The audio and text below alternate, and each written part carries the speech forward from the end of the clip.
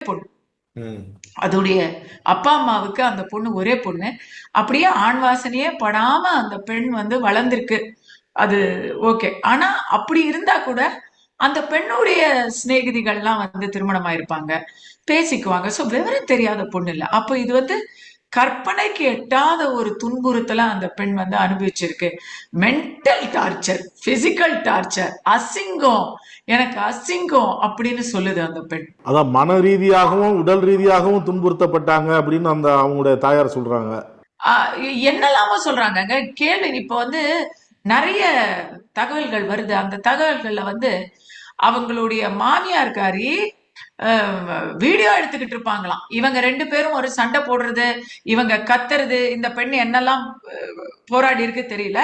அத வீடியோ எடுத்துக்கிட்டு இருப்பாங்களாம். அதை ரசிச்சு வீடியோ எடுத்துட்டு இருப்பாங்களாம். எதுக்காக வீடியோ எடுத்தாங்க? லூசா அவங்க ஒரு ஒரு